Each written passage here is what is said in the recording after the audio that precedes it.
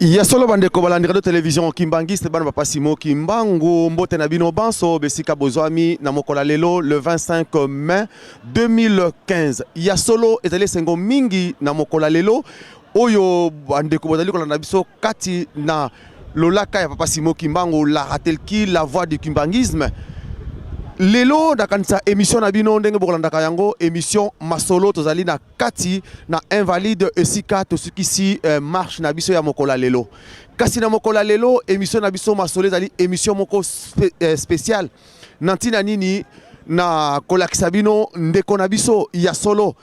tozali bana papa Simo Kimbangu biso ndenge tokolobaka yango ndeko na biso asalaki émission moko na mboka Kinshasa oyo yalike na émission ya Congo notre histoire mais ndeko na biso on a lobaki makambo moko oyo elongo bana kite epai na biso et surtout epai ya tata na biso oyo tobengi tata molimo mosantu papa Simo Kimbangu kiangani kasi ndeko na biso yango lelo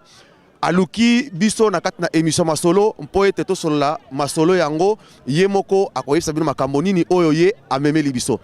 na mokola lelo ezali nde wa bino ndeko papa Lambert makomo ndenge ezali lisungi na biso nyonso pe bandeko na biso nyonso na kati na ratelki Europe awa na mboka France kobanda na ye moko papa Edi Zolandonga mama Fifi Ndongala mama Lydia Nkodia papa Amalfi et papa Patrick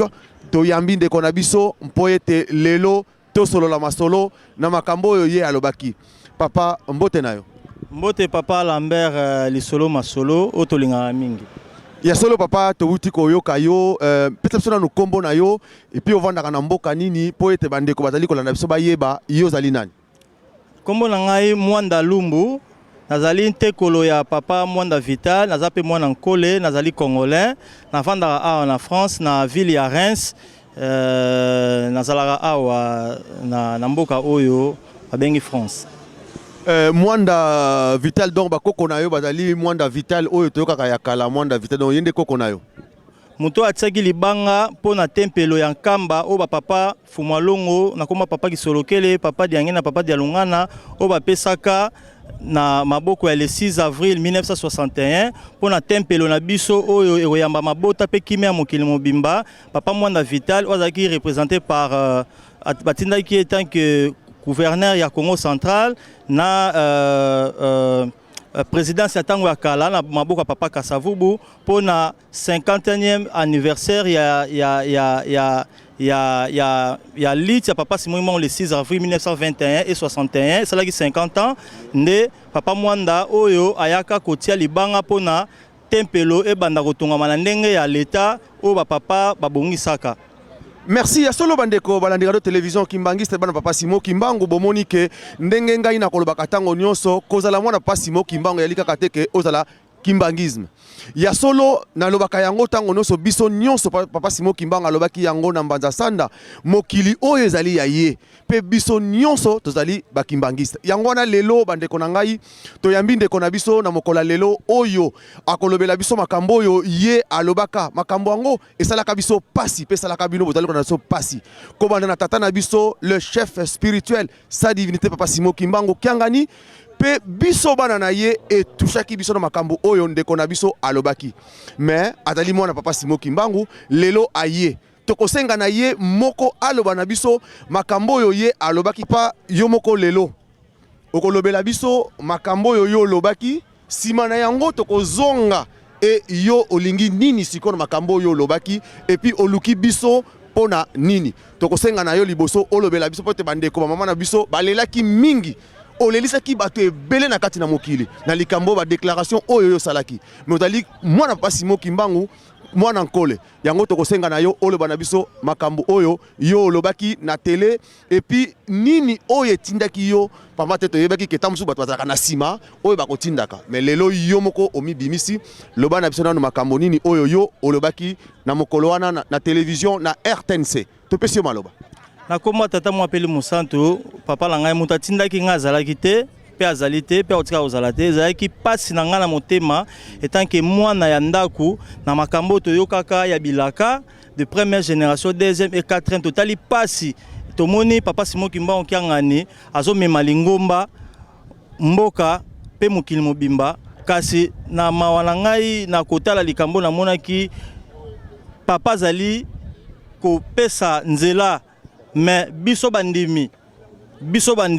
boyoka nezalité biso ba pepe congolais boyoka nezalité biso batu mwindu koyoka nezalité ya ona osenga na ba mama o balelaki pona kombo na mwana bango makam na lobaki na télévision na lelaki nde vérité oya mukonzi na biso papa Simon Kimbangu Kiangani na bengaka e papa Simon Kimbangu Kiangani na télévision a pe nazo benga e papa Simon Kimbangu Kiangani parce que bakolisaki biso na Kintwadi na Kimbangiste pe na Congo tosa tata tosa mama tosa yaya na kosaka na chaise spiritualité ezalaki nde kolela na ngai pona kimia ya mboka kimia ya mokili pamba te toyokaka ba révélation soki papa Simon Kimbangu aye pona kosangisa mabota yango naza kosenga na bakimbangisa nyonso bazokisamaki mitema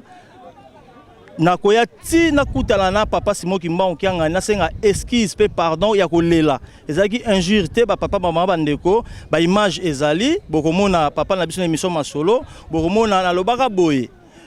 papa Simon Kimbangu Kiangani bakonzi ya mboka na biso boyoka ezali te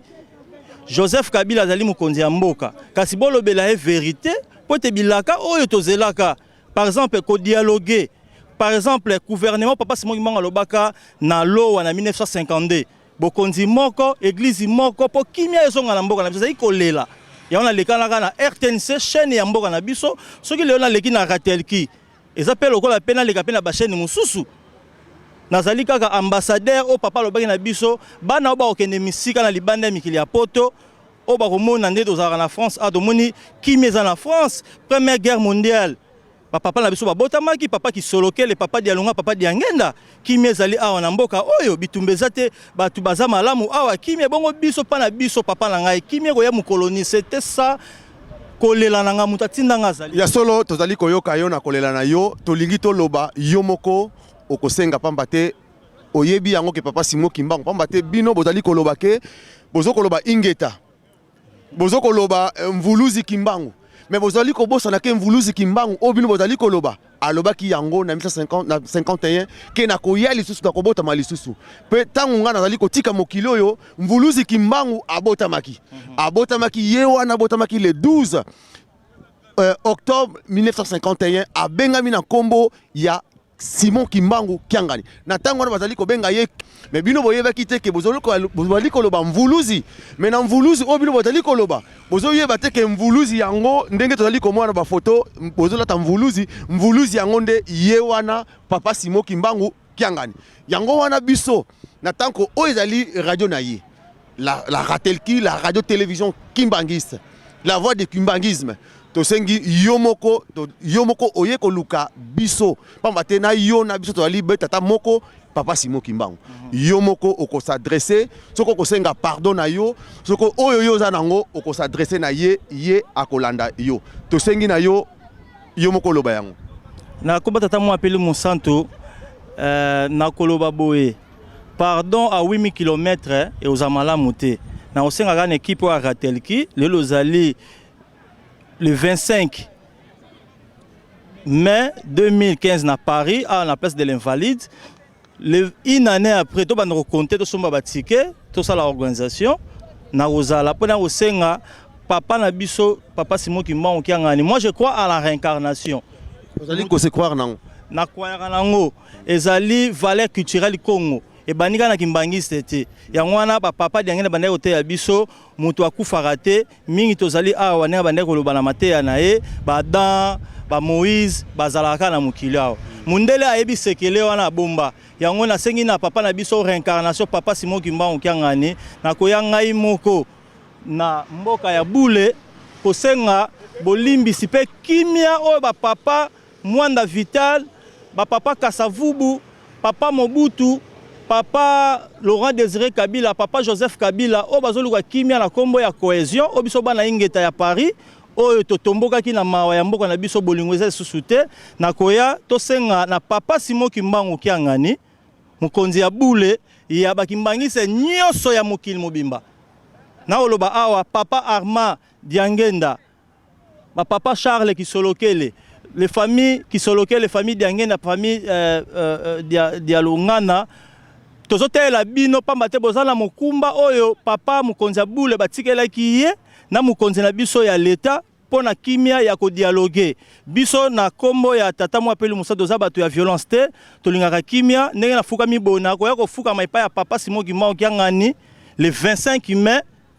2016 na fête mune doza nango lelo o babengi papa dia lungana kiangani Yezu Masia ya mukili mobimba za ya bakimbangiste te aza ya bakongolais te mais kasasi ya mukili mobimba na bible balobi na biso Jésus Christ ali prince de la paix papa bandeko centenaire eleki ya papa Kisoloke tozoke na centenaire ya papa dia lungana a na France ba fêtaki centenaire ya première guerre mondiale botane ba fandi kimia a batu bazana la paix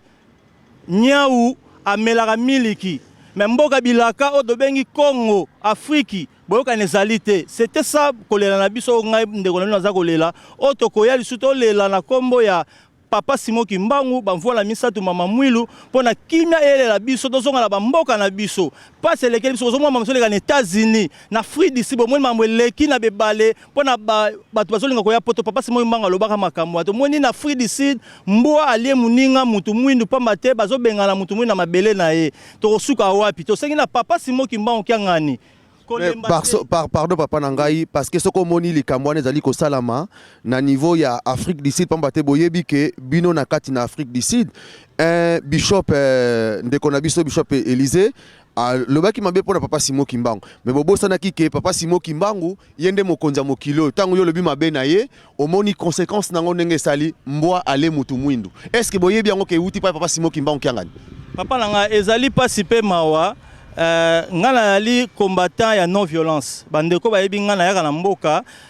ba autorité ya mboka na biso bayebi ngai malamu bayebi ngai bandeko nanga pe ba combattant o ya non violence tobi ba combattant ba finga ba tuté na finga mutu te c'est pour ça na kenda Kisasa bandeko ngai oyo otangela ngana yebi bango te o ya papa Élysée aza pasteur a lobama manzambe mais soka finga za malamu te toka banzembo kimbangise lobi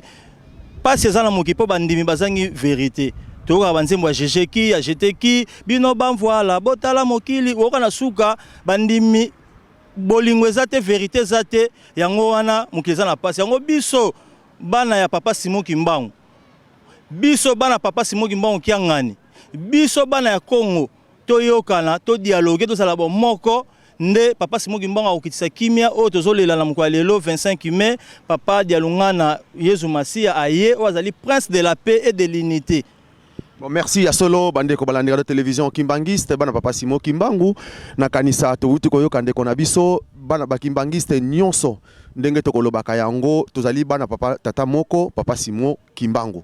ndeko na biso ali ndeko na biso tomoni ke alobaki ba mama balelaki na ba déclaration oyo asalaki kasi aye pa ina biso to yambiye no ndeko na biso na kante papa Simon Kimbangu kiangani atikela ki biso kaka nde bolingo mibeko pe misala donc nakanisa papa awuti koyoka yo akoyamba pe bolimbisi na yo pa madali tata na yo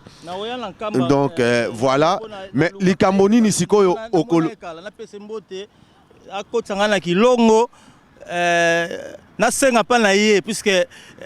na bible balobi na biso les royaumes de cieux okitana se ngana za muto akwara do kena lola te na likola mapata na kwayaka na nkamba oyo kokata mukili oyo kokopesa kimia ya mukili mobimba likambo nini siso kolobana bandeko yo bayoki yo oyo bazalaka pe bazalaki na tendance lokola yo lobi na makambo yo lobaki et que lelo bazana nkaka tina mokola lelo nini kokolo bana bango conseil nini kopesa bango conseil na opesa bandeko nyonso tu ngana zaki mutu ya non violence pe na otika mutu ya non violence na finga raté bandeko nyonso tu bazana mitema ya mabe koswana totika totia bolingo tosimba mboka na biso na bakonzi na biso surtout mokonzi ya molimo papa Simon Kimbangu kiangani na bakonzi nyonso ya mboka na ngambu na gauche na droite otanga bakombo te po ba congolais bolingo ezate to sengi kimia bolimbisi ezala makasi na mabota nyonso ya congolais ezala na to sepela na mitema to sokola mitema po ete tozwa nkembo o balakelaki biso. Merci papa na kanisa yo pe na likambo na yo nini soko koloba na sona mokola lelo ndenge papa na bisa wuti koloba lelo likambo kitoko ya wuti koloba ke asengi bolimbisi biso nyonso bana tata moko to yambi pe bolimbisi na ye yo koloba nini ngana singi ka biso ba peuple congolais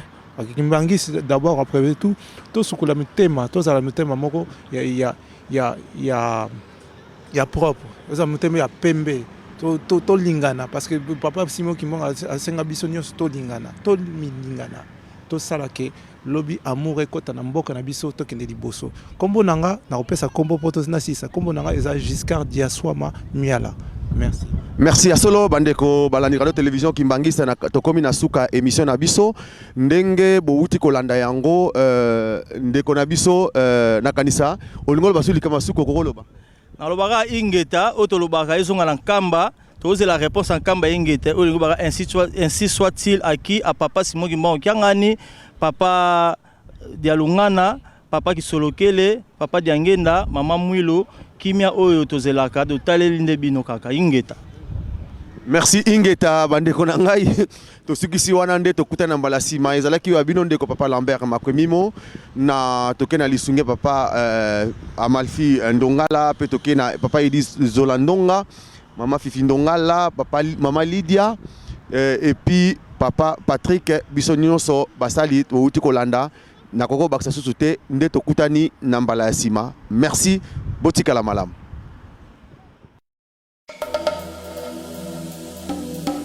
Congo, notre patrie, sera illuminée de gloire et de magnificence. C'est la volonté de Dieu Tout-Puissant. À l'aube de notre histoire, nos ancêtres ont enduré le calvaire et trop de souffrances dans leur propre pays. Sous le poids des souffrances de la déportation, ils ont été tués. Ainsi, rendons-nous gloire à notre Dieu qui, à travers le sacrifice des aïeux, nous a légué la patrie Congo. Que vive à jamais Congo, la terre des ancêtres.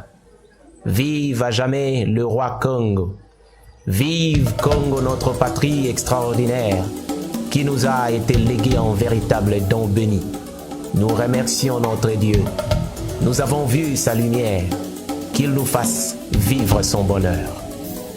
Vous avez toutes les chances. Mais tout d'abord, on peut vous nommer avec n'importe quel titre. Mais si vous ne vous connaissez pas qui êtes-vous, vraiment vous ne ferez rien. D'où est venu l'homme noir? N'oubliez pas ça.